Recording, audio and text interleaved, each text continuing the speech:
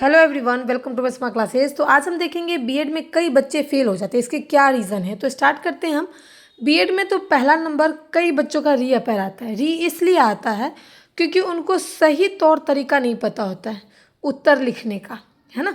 बहुत से छात्र क्या करते हैं, पैराग्राफ में लिख देते हैं, जबकि ऐसा बिल्कुल नहीं करना है।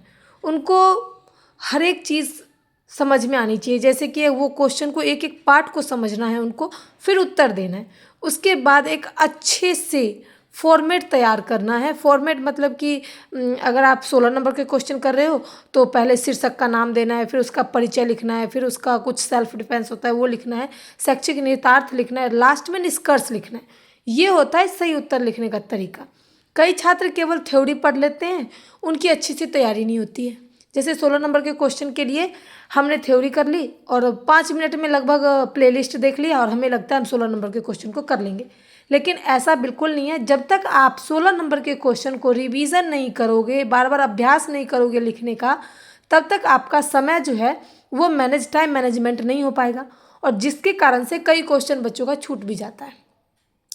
यही मेन कारण है कि 16 नंबर के क्वेश्चन को 5-6 पेज में बच्चे कैसे लिखेंगे, उनको यही समझ में नहीं आता। एक क्वेश्चन पे मुश्किल से मुश्किल 25 या 30 मिनट्स आपको देना होता है, बस उससे ज़्यादा देना ही नहीं है। कई ऐसे छात्र होते हैं जो प्रीवियस के क्वेश्चन जो होते हैं 16 नंबर के 4 नंबर के, उसको रट्टा मार लेते हैं। रट्टा मारना सही सोल्यूशन बिल्कुल नहीं है। रट्टा मारने से आप समझ नहीं सकते हो। जैसे कि कुछ चीज़ें ऐसे हैं जैसे कि 16 नंबर के क्वेश्चन आते हैं, वाइगोत्स्की से आपके क्वेश्चन आते हैं, जीन पियाजे से आपके क्वेश्चन आते हैं, कोहल वर्ग से आपके क्वेश्चन आते हैं। तो ऐसे कई सारे थ्योरी हैं जिनसे क्वेश्चन आते हैं और आपको करना होता है, इनके सिद्धांत को लिखना होता है। पियाजे ने क्या सिद्धांत दिया, कोहलबर्ग का क्या था, उन्होंने किस चीज़ पर एक्सपेरिमेंट की, तो ये सारी चीज़ें जो है उनको लिखना पड़ता है।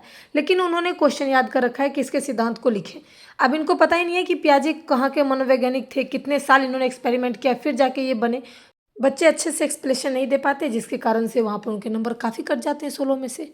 उसके बाद जो है वह परीक्षा केवल उत्तर ही नहीं बल्कि प्रस्तुतिकरण भी देखता है। हाँ, आपको बहुत अच्छे से क्वेश्चन आ रहा है, आप ये भी जानते हो कि थ्योरी को कैसे लिखना है, 4 नंबर के क्वेश्चन को कैसे लिखना है, फिर भी आप गलती कहाँ करते हो, मैं बताती हूँ।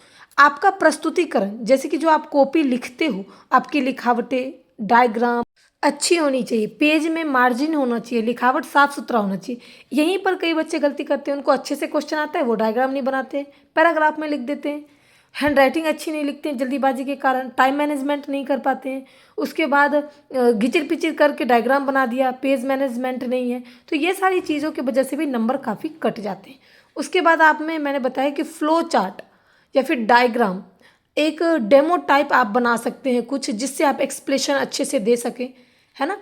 पैराग्राफ पहले तो आप डायग्राम बनाएंगे, फिर उसके बारे में डिटेल में लिखेंगे, फिर पैराग्राफ में शॉर्ट करके लिखेंगे, तो आपका टाइम भी बचेगा और जो प्रस्तुतिकरण है वो भी ज़्यादा अच्छा होगा।